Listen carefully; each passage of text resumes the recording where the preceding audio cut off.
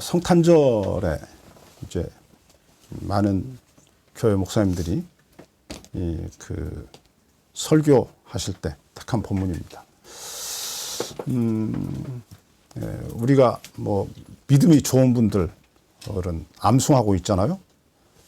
보라, 처녀가 잉태하여 아들을 낳을 것이요, 그 이름은 임마누엘이라 하리라. 우리는 모두가 다 암송하고 있는 것 같아요. 그런데 이제 이 말씀이 어떤 환경에서 주어졌는가를 우리가 좀 생각해 보면 이제 의미가 새롭죠. 이제 이 말 자체만 놓고 보아도, 보라, 처녀가 잉태하여 아들을 낳는다. 이게 쉽게 우리가 수긍하기 어려운 말씀이죠. 그렇죠? 논리적으로 그래, 맞아, 아멘이라고 우리가 대답할 수 있는 말씀이 아닙니다. 요즘 우리나라 적지 않은 교회에서 사도신경으로 예배 시간에 신앙 고백하지 않는 교회들이 의외로 많습니다. 제일 처음 시작은 감리교하고 저 기장, 기독교 장로교 쪽에서 시작을 했는데, 이제는 뭐 보수적인 교단이라고 말하는 뭐 총신 측, 뭐 광나루 측, 이런 그 신학교를 졸업한 장로교 목사들이 목회하는 교회에서도 사도신경으로 신앙 고백을 하지 않습니다. 이제 여러분은 이제 우리와만 함께 예배를 드리니까 잘 모르겠지만, 혹시 기회가 되거든 기독교 방송을 설교만이 아니라 예배 처음부터 끝까지 방송하는 교회가 있거든 한번 잘 보십시오. 그러면 어떤 교회들에서 아마 신앙 고백하지 않을 겁니다. 여러분, 그 이유가 뭔지 압니까? 왜 사도신경으로 신앙 고백을 하지 않을까요? 자, 한번 물어봅시다. 사도신경이 뭐죠? 사도신경이 뭐예요? 우리가 늘 예배 시간마다 이렇게 신앙 고백을 드리잖아요. 그게 왜 이름이 사도신경이에요? 그 말이 무엇을 의미하냐면, 사도들이 주님께 드린 고백. 그러니까 사도들이 하나님을 믿었던 믿음의 내용을 함축하고 있는 그 어떤 신앙 고백서가 그게 사도신경입니다. 그러니까 사도적 교회, 이게 이제 좀 신학적인 문제인데, 사도적 교회라는 말을 우리가 신학교에 가면 이제 이렇게 배우게 됩니다. 사도적 교회. 모든 교회는 사도적 교회다. 그러니까 사도성을 버린 교회는 기독교회가 아닌 거예요. 이게 사도성이라는 말이 무엇을 의미하냐면, 쉽게 말하면 이거예요. 사도신경을 우리는 믿는다는 거죠. 사도들이 주님께 드렸던 그 고백의 내용을 우리는 믿는다. 그리고 그 믿음으로 오늘도 고백한다. 내일도 그 믿음으로 살 거다라고 하는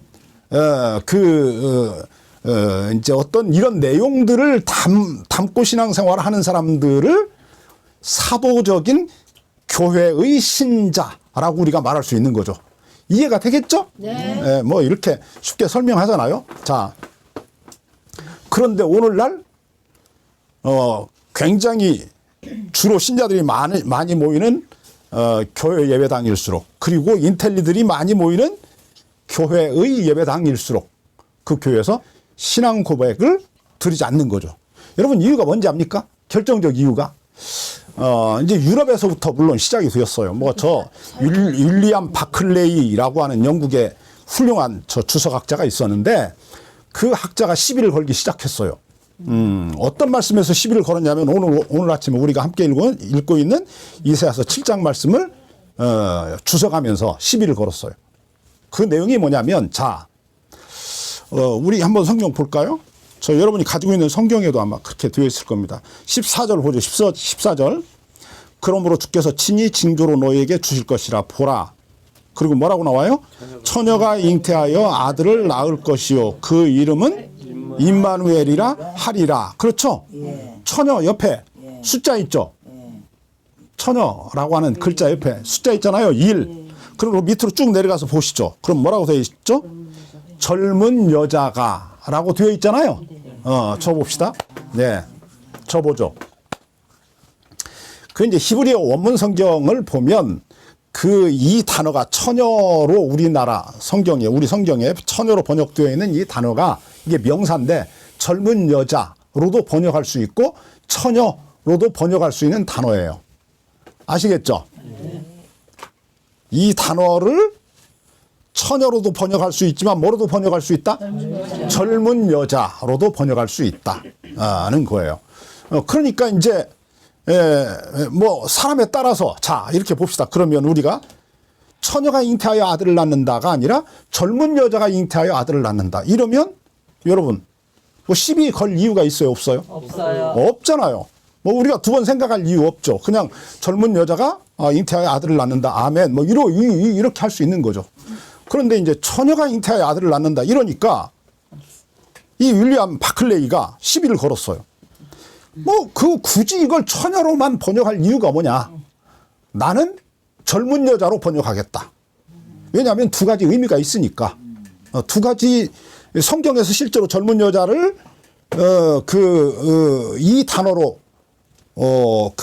번역을 했고 또 이제 처녀로 번역된 유일한 곳이 지금 여기에요. 그러니까 성경 구약 성경 39권 중에 이 단어를 처녀로 번역한 곳은 여기밖에 없어요. 나머지는 다 뭐로 번역했냐면 젊은 여자로 번역했어요. 그러니까 이게 뭐 굳이 이 구절이라고 해서 왜 처녀로 번역을 하냐. 모두가 다 왜 우리가 그 영어 공부를 하든지 외국어를 공부할 때 첫 번째로 왜 번역하는 의미를 따라서 주로 번역을 하잖아요. 그러니까 이것도 젊은 여자로 번역하는 것이 옳다. 그러면서 이분이 무슨 이야기를 했냐면 야 봐라. 얼마나 더 합리적이냐. 그렇잖아요. 자기들이 믿을 수 있지. 그렇죠. 얼마나 이게 합리적이냐. 하나님이 젊은 여자를 통해서 아들을 주시겠다는데 못 믿을 게 뭐가 있어. 그렇지. 뭐 문제가 걸릴 게 어디 있냐. 이제 이랬어요. 그런데 우리가 문맥을 이렇게 살펴보면 왜 우리 성경에 처녀라고 번역을 해놨는지 그리고 영어 대부분의 모든 번역판들이 왜 다 젊은 여자라고 하는 그 성경 번역자들이 우리나라나 뭐 미국 놈이나 뭐 모두가 다 알잖아요. 히브리어 원문 성경 공부한 사람들은 사전 갖다 놓고 이게 구약 성경 쭉 여자라고 하는 단어가 나오는 그 구절들을 다 찾아보면 젊은 여자가 라고 번역된 구절들을 싹 찾아보고 이 단어와 비교해 보면 이게 그냥 명백하게 드러나잖아요. 그런데도 세계 모든 성경 번역학자들이 다 처녀로 번역해요. 그 이유가 뭐냐? 그 이유는 문맥에서 찾아야 되는 거예요. 그러니까 그냥 한 문장만 놓고 우리가 성경을 자꾸 읽으려고 하면 이게 시비가 걸리죠. 근데 이제 문맥을 이렇게 따라 읽어보면 왜 이 구절을 모든 성경 번역자들이 다 모든 나라의 모든 성경 번역자들이 처녀로 번역했는지 그게 드러나는 거예요. 자, 이제 보겠습니다. 배경을 보면 남쪽 유다 나라가 전쟁이 일어났어요. 그러니까 이제 전쟁이 일어나면 비상 상황이 걸리잖아요. 그렇죠. 온 나라가 막 이제 저 벌집을 쑤셔 놓은 것처럼 혼란스럽죠. 막 얼마나 많은 사람들이 전쟁이 일어나면 어떻게 해야 돼요? 일단 피난을 가기 위해서 막 이삿짐을 싸고 이제 주변에 가까운 사람들과 막 연락을 해서 아들, 딸 다 연락해서 자, 우리 어디서 만나서 어디로 피난을 가야 되겠냐 막 의견을 묻고 이럴 거 아니에요. 이제 그런 난리가 났어요. 그런데 이 전쟁이 적은 전쟁이 아니에요. 이스라엘 백성들이 생각하기에 이제 드디어 남쪽 유다, 우리로 말하자면 남한이에요. 남한. 우리나라가 지금 6.25 때 모두가 다 망한다고 생각했어요. 6.25 때 우리나라 남한이 다 망한다고 생각했어요. 왜냐하면 북한과 누가 함께 왔어요? 중국이 함께 왔거든요. 그래서 우리가 어떻게 해볼 수 있는 전쟁이 아니었어요. 북한과 우리만 싸워도 우리가 감당하기 어려운데 그 뒤에 누가 있었냐면 중국이 있었어요. 또 중국만 있냐? 소련이 있었어요. 소련이 대부분의 모든 무기는 소련에서 다 공급을 해줬어요. 네. 그래가지고 이제 그 이부 북한 사람들이 김일성이가 남한을 내가 다 정복하고 나면 적과 통일을 하고 나면 그 이후에 배상금을 주겠다라고 이 소련 스탈린인가요? 스탈린 이후에 누구야? 스탈린인가? 그 사람과 이제 이렇게 계약을 맺고 그 무기들을 다 받아왔어요. 그래가지고 이제 공격을 했어요. 그러니까 우리는 뭐 겨우 뭐 소총 들고 M16이라고 그러는데 그때 소총 들고 빵빵 쏠 때인데 막 탱크를 앞세워서 이렇게 막 공격을 해오니까 이게 뭐 싸움이 안 되죠.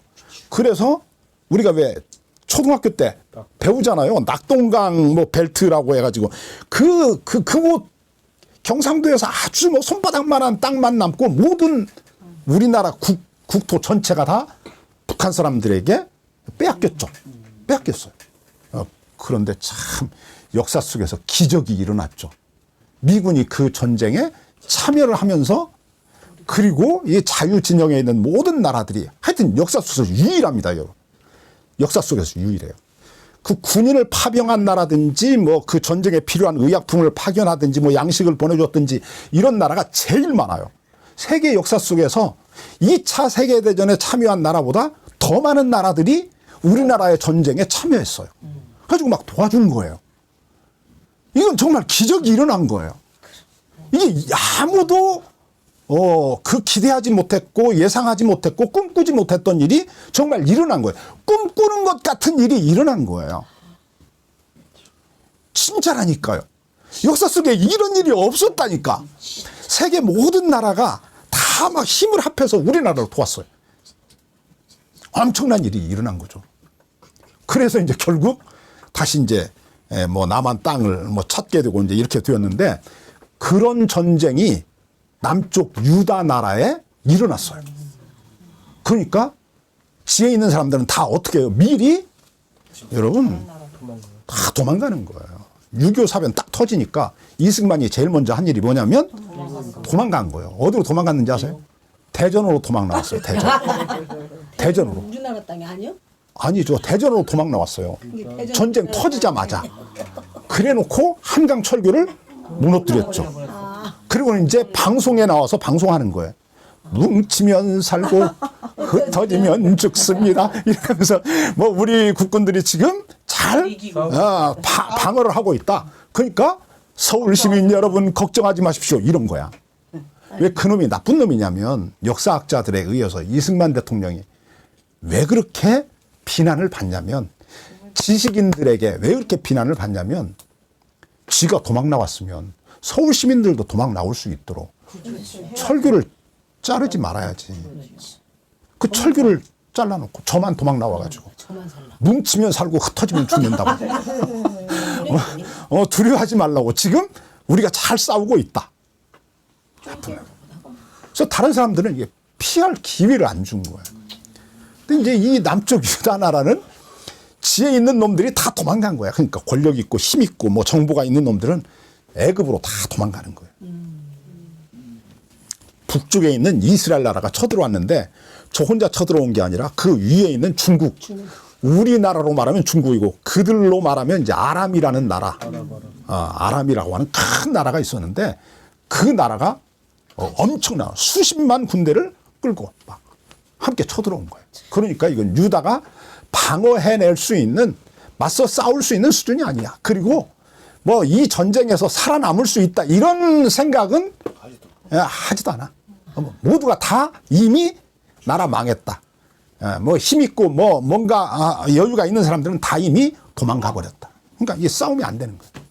그런데 어전 회의를 하고 있는 그 장소로 누가 나타났냐면 이사야 예언자가 나타난 거예요. 나타나서 말해. 두려워하지 말아라. 저 두 나라가 하나님이 내게 말씀하시기를 우리가 왜 옛날에는 부엌에 야궁에다 불 뗐잖아요. 그 불 뗄 때 꼭 필요한 게 있죠. 부직갱이가 필요하죠. 저 타다만 부직갱이 이만큼 남은 부직갱이라고 하나님이 그런다. 저 겁낼 거 아무것도 없다고 그런다. 그러니까 누구에게 왕에게 아스 왕에게 두려워하지 말라. 하나님이 두려워하지 말라고 그랬다. 그러면서 한 말이에요. 저 나라 곧 망한다. 언제 망하냐? 한 아이를 하나님이 우리에게 주신다고 했는데 그 아이가 젖을 떼고 뭐를 먹는다고 그래요? 우리 자 16절 보겠습니다. 대저 이 아이가 악을 버리며 선을 택할 줄 알기 전에 그러니까 아기가 아직 선악을 분별을 못해. 그러니까 뭐를 먹어? 버터와 버터와 꿀을 먹는 거야. 버터와 꿀을 먹어. 자, 16절 보죠. 대저 이 아기가 악을 버리며 선을 택할 줄 알기 전에. 그러니까 젖을 막대고 버터와 꿀을 먹는 그 나이쯤 되었을 때 너희에게 지금 쳐들어온 저 두 나라 왕은 패할 거다. 죽는다. 저 두 나라는 망한다. 그 얘기를 한 거예요. 그러면 우리가 이제 아하스 왕이야. 목사가 와서 나한테 그 얘기를 했어. 그럼 이거 믿을 거예요? 안 믿을 거예요? 안 믿지. 못 믿지. 못 믿죠. 못 믿지. 예. 안 믿는다고. 이런 상황에서 이제 하나님이 이사야 예언자에게 그런 거예요. 응? 내가 그러면 뭐를 하면 네가 나를 믿겠냐? 내가 뭐를 하면 네가 나를 믿겠냐? 내 말을 믿겠냐? 믿을래. 그냥 네가 뭐든지 나보고 뭐 해봐라. 그럼 내가 그거 하겠다. 뭐 하늘에 있는 징조든지 땅에 있는 징조든지 이적 이야기하는 거예요. 여기서 말하는 징조는 이적. 네가 믿을 수 있는 이적. 무엇인지 행하라면 내가 행하겠다. 그랬더니 이 왕이 뭐라고 말하냐면 아하스가 나는 하나님께 그런 거 구하지 않겠다는 거예요. 왜 그래? 믿음이 좋잖아.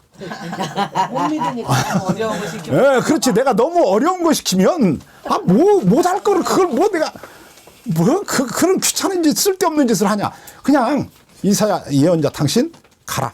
그런 거예요. 그랬더니 이사야 예언자가 하나님의 마음으로 한 말이에요. 하나님이 그의 마음속에, 이사야 예언자의 마음속에 넣어준 말이야. 자, 봐라. 처녀가 잉태해서 애를 낳을 거다. 그리고 그 아이가 젖을 떼고 꿀과 버터를 먹을 그 나이가 되면 저 두 나라는 오히려 망한다. 내가 말한 대로 그 두 나라가 그 아궁이에서 불 떼면서 쓰는 뭐와 같다? 타담한 부직갱이와 같을 거다. 내 말을 기억해라. 이러고 떠난 거야. 그러면 자 보세요. 젊은 여자가 애를 낳을 거다. 결혼한 여자가 애를 낳을 거다.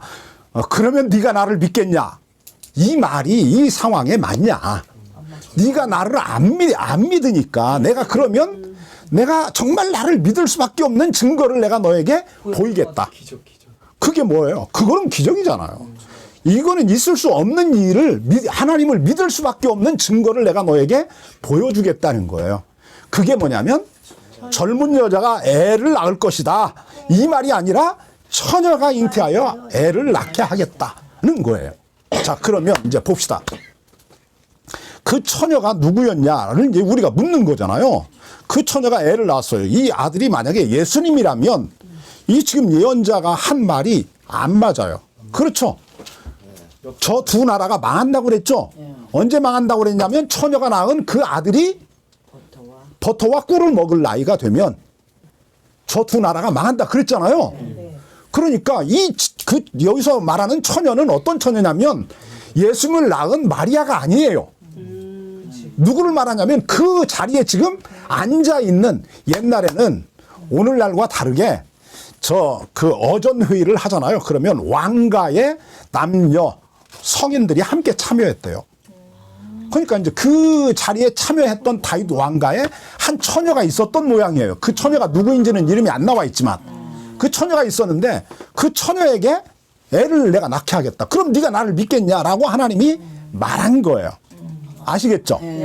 자, 오늘 아침에 왜 이 말씀을 우리가 살펴보고 있냐면 한국 교회가 신앙 고백을 하지 않는다. 이유가 뭐냐?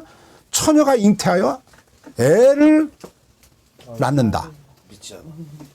이거는 믿을 수 없는 이야기다. 그건 신화다. 어떻게 그걸 믿냐? 그러므로 하나님을 우리가 어떻게 믿어야 하냐면 이성적으로 믿어야 한다. 이성적으로, 논리적으로, 합리적으로. 그렇죠? 이렇게 믿어야지. 믿음이 아니지. 그 왜 굳이 처녀가 애를 낳는 걸 믿냐? 그 자리에 결혼했지만 애를 못 낳는 여자가 있었을 수도 있고, 뭐 그럴 수도 있죠. 그러나 애를 못 낳았으니까 어차피 만약에 뭐 몸에 무슨 뭐 건강 이상이 있어서 애를 못 낳았다면 누구와 비슷해요? 아브라함과 비슷한 거죠. 처녀나 비슷한 거예요. 그러니까 의미 전달을 위해서 처녀로 번역하고 있는 거예요. 그런데 오늘날 상당수의 교회에서 이 문제가 걸려서 신앙 고백을 하지 않는다고 하는 것은 기독교를 믿는 믿음이 아니다. 그건 기독교를 부정하는 믿음이다. 자, 우리가 성경을 보자. 창세기 1장 우리가 1절을 보면 태초에 하나님이 천지를 창조하셨다 라고 하나님이 말씀하고 있습니다. 그렇죠? 모세를 통해서 그렇게 기록을 하셨는데 우리가 그 말씀을 믿습니까? 안 믿습니까? 우리는 믿죠. 그런데 지금 굉장히 많은 예로부터 그 사람들이 하나님이라고 하는 신을 인정하든지 인정하지 않든지 신에 의해서 옛날에는 근대 이전까지만 하더라도 사람들이 믿었어요. 그렇죠? 어떤 신에 의해서 이 세상이 조물주가 있어서 이 세상이 만들어졌을 거라고 생각을 했어요. 근데 이제 근래에 와서는 사람들이 무슨 생각을 하냐면 신이 없다는 거예요. 이 세상이 그럼 어떻게 존재하게 되었냐라고 물으면 이제 가장 쉬운 게 대폭발 그걸 믿는 거죠. 어느 순간에 이 우주 역사 속에서 막 폭발이 있었다는 거예요. 엄청난 폭발이 있어가지고 그때를 기준으로 해서 이 세상이 이렇게 그 대폭발에 의해서 이게 생겨났다는 거예요. 해도 생기고 달도 생기고 별도 생기고 우주 지구도 생기고 달도 생기고 이 모든 게 다 이렇게 생겼다는 거예요. 엄청나게 초정밀한 이 우주가 생겨났다는 거예요. 대폭발에 의해서. 자, 우리가 이제 한번 생각을 해보는 거예요. 이제 비유를 하나 들게요. 우리가 풍선을 하나 갖다 놓고 불어요. 막 불어. 그럼 이놈이 어느 임계점에 이르면 어떻게 되죠? 빵 터지죠. 그런데 그런 일이 벌어진 거예요. 우주 안에. 그랬더니 이게 해가 그 자리에 딱 선 거예요. 이런 해가. 여러분 이 해가 어떤 해인지 아세요? 이 해가 얼마나 놀라운지 몰라요. 우리가 태어났을 때부터 지금까지 저 해가 뜨겁잖아요. 똑같은 온도로. 더 더워지지도 않고 더 차가워지지도 않고 그 일정한 온도를 유지하면서 계속 타오르고 있는 거예요. 저 해가. 근데 우리 엄마 아버지가 살던 시대에도 그랬어요. 그 이전 시대에도 그랬고 사람이 불을 피워놨다고 생각을 합시다. 그러면 그 불이 얼만큼 갑니까? 일정한 온도로 그 불을 유지하려면 어마어마하죠. 이 얼마나 많은 수고와 노력이 필요하겠어요. 그렇잖아요. 그렇게 한다고 하더라도 일정한 온도를 유지하는 건 굉장히 어려운 거예요. 그런데 저 태양이 그 자리를 지키면서 그런데 이게 놀라운 게 이 지구를 포함한 수많은 행성들이 그 태양을 중심으로 빙빙 도는 거예요. 이게 빙빙 돌아. 빙빙 돌아. 이 지구가 이 태양의 주위를 1년에 몇 번 돌아요? 한 번 돌아. 한 번 돌아. 1년에 한 번 돌아. 정확하게. 이 1초도 더 안 돌아. 정확하게 그대로 돌아. 그러면서 이놈이 또 지 스스로 지구가 또 돌아. 하루에 몇 번 돌아? 하루에 한 번 돌아. 이 지구가 하루에 한 번 돈다니까. 한 번 하고 10초 더 돌았다. 이거 난리나는 거야. 근데 지금 수백 년, 수천 년을 그렇게 도는 거야. 여러분, 이거 이상하지 않아요? 신기하지 않아요? 근데 이게 그냥 풍선이 막 우리가 풍선을 불었다니까. 잘 봐요. 풍선 불었어. 막 엄청 크게 불었어. 이게 임계점에 이르니까 이게 빵 터졌어. 그 터진 놈들이 공중에 이렇게 떠 있는 거야. 그래서 막, 이게 어떤 놈은 해가 되고, 어떤 놈은 달이 되고, 어떤 놈은 지구가 되고. 그래서 그 궤도를 막 도는 거야. 모든 그 터진 풍선들이 큰 풍선 추위를 1년에 한 바퀴씩 돌아. 이게 가능해? 불가능하죠. 말이 안 되잖아요. 그런데 현대 과학자들이 인정하는 게 하나 있어요. 뭐냐면 이게 점점 시간이 흐르면서 뭐가 하나 생겨나고 이렇게 되지 않았다는 거예요. 이 우주가 어떻게 시작됐냐? 어느 순간에 한 번에 시작됐다는 거예요. 이거를 인정해요. 그때가 언제냐면 그들은 대폭발이 일어났다. 이제 이렇게 이야기하는 거고, 우리는 뭐라고 말하냐면 하나님이 그때 이 세상을 창조하셨다. 우리는 창조의 시점으로 그 시간을 보는 것이고, 과학자들은 하나님을 인정하기 싫어하는 물리 과학자들은 뭐라고 이야기하냐면 대폭발이 있었다. 뭐 빅뱅 이러잖아요. 그게 있었다라고 이제 이야기를 하는 거예요. 자, 봅시다. 왜 과학자들이 빅뱅을 믿을까? 왜 그럴까? 왜 하나님이 이 세상을 창조했다고 하는 그 성경의 말씀을 왜 믿지 않을까? 왜 그럴까? 믿기가 편하니까. 이게 믿기가 편하니까 그런 거야. 믿기가 편하잖아. 그게 더 자기 마음에 맞는 거야. 하여튼 우연이 있었고 대폭발이 일어났던 그때 놀라운 우연이 있어서 하여튼 이게 됐다는 거야. 그러면 누구를 인정하지 않아도 돼? 하나님을 인정하지 않아도 돼. 그러면 여러분 이제 무슨 일이 벌어지냐면 하나님을 인정하지 않잖아요. 성경에 나오는 하나님을 인정하지 않잖아요. 그럼 무슨 일이 일어나냐면 네 맘대로 사는 거야. 내 맘대로. 내 맘대로 사는 거예요. 내 인생의 주인은 누구? 나지. 내 맘대로 사는 거야. 그래도 아무 뭐가 없어? 거리낄 게 없어. 거리낄 게 없어. 여러분 이게 무서운 거예요. 왜 무섭냐면요. 인간이 말이죠. 우리가 뭔가 내 양심이라고 하는 것이 있어서 내가 옳지 않다고 하는 것을 하려고 하면 심장이 많이 막 뛰기 시작해요. 막 뛰기 시작해. 그러잖아. 옳지 않은 일을 하려고 하면 막 심장이 막 뛰잖아. 그렇죠? 그러겠죠. 안 양심이 해봐도 찔리지. 모르는데. 아, 요즘은 그런 세상이 아니야. 길을 가다가 보니까 지갑이 떨어져 있어. 그래서 지갑을 주웠어. 그랬더니 보니까 막 거기 수표가 막 가득해 막. 그러면 이게 막 몇백만 원 막 여기가 들어있어. 그러면 어떡하겠어요? 그 지갑을 주우면 우리 심장이 어떻게 돼요?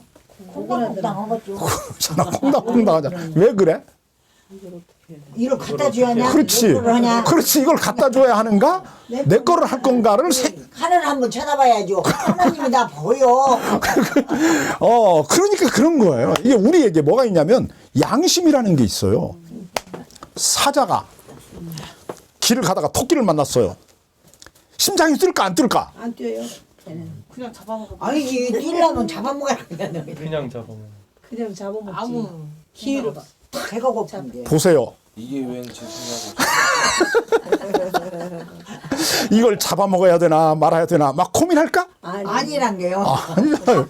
그냥 기쁘고 고맙고 감사한 거예요. 아이고 이런 횡재를 했네. 이러면서 얼른 잡아먹죠. 그러나 우리는 인간은 달라요. 다르죠. 알아요. 그거. 참 묘하잖아요. 그 인간에게 가장 큰 인생에서 부담이 어디 있냐면 양심에 있는 거예요. 내가 어떤 일을 하려고 할 때, 어떤 삶을 살아가려고 할 때, 무엇인가를 꿈꿀 때 그것이 옳지 않으면 우리의 마음에 가책이 오는 거예요. 양심에 가책이 와요. 그래서 우리로 하여금 그 일을 행하지 못하게 해요. 그래서 사람들이 불행하다는 거예요. 그래서 사람이 뭐 하다고? 불행하다고. 그럼 이제 양심을 버려버리면 어떻게 될까? 사람이 행복할까? 글쎄요. 여러분, 양심을 버리면 행복할 것 같아요? 아니요. 아니겠죠. 안 버려봤으니까 모르는데. 그렇죠. 안 버려봤으니까 모르지만 그런데 그거 버렸다고 그래서 절대 행복 못하죠. 오히려 더 큰 마음의 가책이 있잖아요. 자, 봅시다. 우리가 하나님을 믿는 이유, 성탄절 메시지가 뭐냐? 이 말씀만 우리가 정리하고 내일 아침에 계속 강론할게요. 성탄절 메시지는 이거예요. 뭐 네가 꿈꿀 수 있는 어떤 기대할 수 있는 그런 일이 아닌, 네가 꿈꿀 수 없고 기대할 수 없는 그 일을 내가 행하겠다는 거예요. 누구를 위하여? 너를 위하여. 이게 성탄절 메시지의 핵심이에요. 그러니까 하나님이 어떤 분이냐? 우리가 꿈꾸고 기대하는 일을 행하시는 분이 아니라는 거예요. 그것을 상상도 할 수 없이 뛰어넘어서 우리가 전혀 기대하지도 못하는 엄청난 놀라운 일을 행하신다. 누구를 위하여? 우리를 위하여. 어디서? 우리의 삶의 현장에 뛰어들어서 그 일을 행하시겠다는 거예요. 자,